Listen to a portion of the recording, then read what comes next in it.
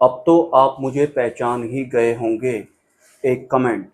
जी हाँ, आप मुझे माता मनसा देवी मंदिर में मिले थे। आपने कहा था कि मैंने आपको वीडियो में देखा है और मैं भी आपके ही वहीं की हूँ। ये जो जान पहचान करने का तरीका है, ये बुद्धि और मन वाले तल का तरीका होता है। इसके साथ ही आप एक साधक हैं, आप एक साध्वी हैं, लेकिन आप मोक्ष मार्गी नहीं हैं। मोक्ष मार्गी जो होते हैं वो कैसे पहचानते हैं या फिर कैसे जानते हैं, इस विषय पर मैं आज चर्चा करने वाला हूँ। मोक्ष मार्गी या फिर वास्तविक सत्य की राह पर चलने वाला एक साधक या फिर एक भक्त या फिर एक इंसान जिसका ध्येय सिर्फ परमात्मा प्राप्ति होता है, जैसे कि जो मेरे गुरु हैं, जिन्हें कि मैं अंतिम गुरु कहता हूँ। मैं अपने अंतिम गुरु को वैसे भी जानता हूँ, वैसे भी पहचानता हूँ जिस तरह से आप मुझे जानते हैं या फिर आप किसी दूसरे को पहचानते हैं। मतलब बुद्धि और मन के तल के हिसाब से जो जान पहचान एक इंसान करता है, उस तल के हिसाब से भी मैं अपने गुरु को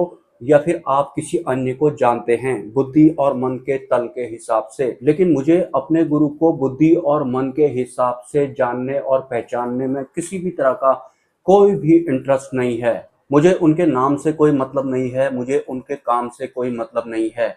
हालांकि वो सब भी अपनी जगह पर है, लेकिन मेरे गुरु के अंदर जो बह रहा होता है, क्योंकि मेरे जो अंतिम गुरु हैं वो वास्तविक परमात्मा का प्रतिनिधित्व करते हैं और जो वास्तविक परमात्मा का संचार होता है वो जीवित अवस्था में उनके भीतर बहता है। मेरा ध्येय या अपने गुरु को जानना और मानना सिर्फ और सिर्फ उस वास्तविक संचार को पकड़ने में होता है। जो इनके भीतर है मुझे वो चाहिए। कभी मैं कनेक्ट होता हूँ, कभी मैं डिस्कनेक्ट होता हूँ। अगर मैं अपने अंतिम गुरु को ठीक उसी तरह से जानता और पहचानता जिस तरह से एक आम इंसान या फिर जो माया के अधीन होते हैं, बुद्धि और मन के तल के अधीन होते हैं, वो लोग एक दूसरे को जानते और पहचानते हैं, तो मैं सतमार्गी या फिर मोक्ष मार्गी नहीं हो सकता। क्योंकि मोक्ष मार्गी का ध्येय बुद्धि और मन या फिर चेहरे या फिर किसी अन्य तरीके से जान पहचान लगाने में नहीं होता है। उनका एकमात्र ध्येय होता है आत्म जागृति या फिर जो उनके गुरु के भीतर बह रहा है उसमें लय हो जाना। मुझे सिर्फ वही चाहिए होता है। और एक बात मैं आपको क्लियर बताना चाहता हूँ, वास्तविक मुक्ति या फिर वास्तविक मोक्ष का मतलब है अंतिम गुरु के बंधन में हो जाना। अंतिम गुरु के दायरे में हम आ जाते हैं तो हम मोक्ष मार्ग में हो जाते हैं या फिर परमात्मा के दायरे में हम हो जाते हैं। अंतिम गुरु का आवरण या फिर उनका जो स्रोत होता है वो ऐसा होता है। जस्ट मुझे अभी एक कमेंट आया था कि वास्तविक परमात्मा कौन है। वास्तविक परमात्मा को जानने के लिए कौन है, क्या है वगैरह नहीं होता है। ये बुद्धि और मन के तल के अंडर में इस तरह के सवाल आते हैं या फिर जिज्ञासा आती है। वास्तविक परमात्मा एक आवरण होता है या फिर एक जागृति होती है और उस दायरे में हम तब शामिल हो सकते हैं जब पहले से ही उस दायरे में करंट में जीवित अवस्था में कोई शामिल हुआ हो, जैसे कि मेरे अंतिम गुरु। तो अंतिम गुरु के बंधन में आना ही हम इंसानों की मुक्ति होती है। बाकी जो बंधन होते हैं वो आत्मा से परे होते हैं। आत्मा का मतलब मेरा यहाँ पर अपने स्व से है। तो टोटल मिलाकर के परमात्मा के बंधन में आना ही वास्तविक मुक्ति होती है। और जो अंतिम गुरु होते हैं वो माया पार के होते हैं और सिर्फ माया पार जो गुरु होते हैं वही हमारी वास्तविक मुक्ति का मार्ग भी प्रशस्त कर सकते हैं। बुद्धि और मन के तल से ही कल्पना कीजिए, आपको पता लगता है कि जो मेरे गुरु हैं वो माया पार के हैं और सच में भी हैं।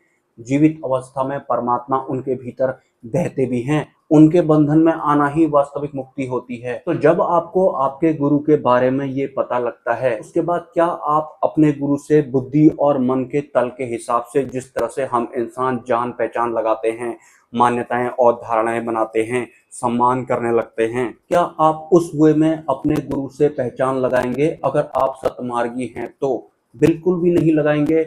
जैसा कि मैंने बताया कि बुद्धि और मन के तल के हिसाब से मैं अपने अंतिम गुरु को ना के बराबर जानता हूँ। उनके भीतर जो है मैं उस तत्व को जानना चाहता हूँ या फिर उसे महसूस करना ही मेरा वास्तविक ध्येय होता है। अगर मैं अपने अंतिम गुरु से या फिर किसी उच्च स्तरीय संत से ये कहता हूँ उनको देखने के बाद कि मैंने आपको वीडियो में देखा था, मैं भी आपके ही एरिया का हूँ, तो फिर मैं कौन हूँ, मैं क्या हूँ?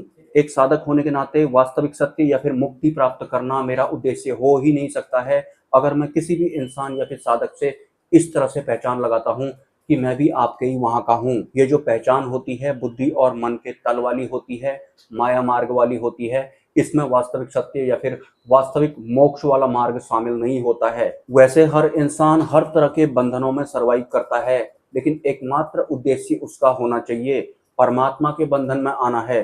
परमात्मा के बंधन में आते ही बाकी के जो बंधन होते हैं वो पार हो जाते हैं या फिर वो परे चले जाते हैं। भले ही वो माया वाला बंधन हो, काल वाला हो, कर्म वाला हो या फिर किसी भी अन्य तरह का बंधन हो जिसका संबंध आत्मा से नहीं है।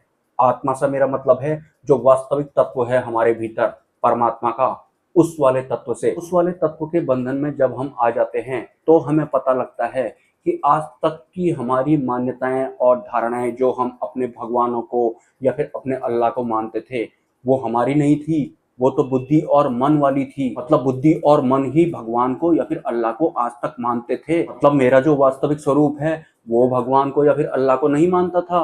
बुद्धि और मन अल्लाह और भगवान को मानते थे। अक्षरधाम मंदिर इतना फेमस क्यों है? क्यों वर्ल्ड वाइड इसकी ब्रांचेज हैं? क्यों किसी भी कंट्री में बड़ी आसानी से अक्षरधाम मंदिर बन जाता है और बहुत ही बड़े लेवल पर बनता है? क्योंकि उसका संबंध वास्तविक सत्य से है। जो भी इंसान अक्षरधाम मंदिर से जुड़ जाता है या फिर अंतिम गुरु की शरण में जो आ जाता है, भले ही वो किसी भी धर्म का हो और अपने धर्म के हिसाब से वो अपने गॉड को या फिर अपने अल्लाह को मानता भी है, लेकिन उसे पता लगता है कि जिस अल्लाह को मैं मानता था या फिर जिस भगवान को मैं मानता था वो तो मेरे ये बुद्धि और मन मानते थे।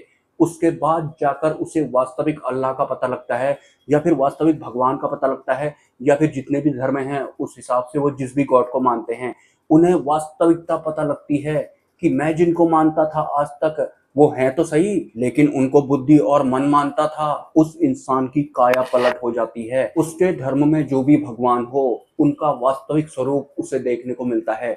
उसके बाद वो इंसान इंटरनली वैसा बिल्कुल भी नहीं रहता है। वो अल्लाह को भी मानता है, वो जीसस को भी मानता है और जो जितने होते हैं बाकी वो उनको भी मानता है अपने अपने धर्म के हिसाब से, लेकिन वैसे नहीं मानता है जैसे वो पहले माना करता था।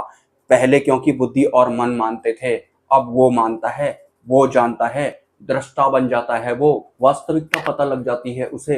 इस वजह से जो अक्षरधाम टेम्पल होते हैं जिन्हें कि स्वामी नारायण मंदिर भी कहा जाता है वो वर्ल्ड वाइड बन जाते हैं, बड़ी आसानी से कहीं भी बन जाते हैं, क्योंकि बात यहाँ पर वास्तविकता की है। क्योंकि जिस भगवान या फिर जिस अल्लाह को हम मानते हैं, हम मानते तो हैं, लेकिन क्या वास्तव में हम ही मानते थे आज तक या फिर हमारा बुद्धि और मन मानता था? ये पता लग जाए आपको जिस दिन कि जिस भगवान को जिस हिसाब से मैं मानता था उसका असली चेहरा ये है या फिर वास्तविकता ये है, तो वो इंसान उस दिन से इंटरनली बदल जाता है। भले ही वो मुस्लिम हो, वो मुस्लिम तो रहेगा, लेकिन वो वैसा नहीं होगा जिस तरह से बाकी मुस्लिम अल्लाह को मानते हैं या फिर जो हिंदू होते हैं या फिर जो अन्य कास्ट होती हैं, जिस भी हिसाब से वो आज तक अपने भगवान को मानते थे। लेकिन आत्म जागृति के बाद जिस तरह से अब वो जानते या फिर मानते हैं वो बिल्कुल अलग होता है। बुद्धि और मन के तल वाला बिल्कुल भी नहीं होता है।